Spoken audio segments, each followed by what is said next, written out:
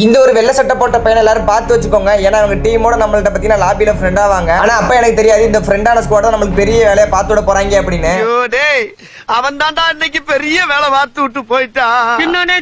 அப்படி இந்த ஒரு ஸ்குவாட் என்ன பண்ணாங்கன்னு பாக்குறதுக்கு முன்னாடி மறக்காம எல்லாருமே நம்மளோட சேனல் சப்ஸ்கிரைப் பண்ணி வச்சுக்கோங்க. ஏன்னா நம்மளோட சேனல் 150k சப்ஸ்கிரைபர்ஸ் போய் இனிமே கொஞ்சம் சப்ஸ்கிரைபர் மட்டும் தான் தேவை. பிடிச்ச சப்ஸ்கிரைப் பண்ணி வச்சுக்கோங்க. இல்லைன்னா ஒரு லைக் ஆச்சு போட்டு பாருங்க. இந்த ஒரு மேட்ச்ல பாத்தீங்கன்னா நான் சோலோ ஸ்குவாட் வந்திருப்பேன். இந்த ஒரு இடத்துல நம்ம கூட லாபியில் ஃப்ரெண்டான டீமை பாத்தீங்கன்னா பார்ப்பேன். அது மட்டும் இல்லாம அந்த டீமோட ஒரு கில்ல ஊசி கில் எடுத்துருவேன். இதுதான் நான் இந்த ஒரு மேட்ச்ல பண்ண பெரிய தப்பு. அதோட நம்ம வடக்கு நண்பர் கோமாயி இப்ப கார்ல எப்படி பறந்து வராரு மட்டும் பாருங்க.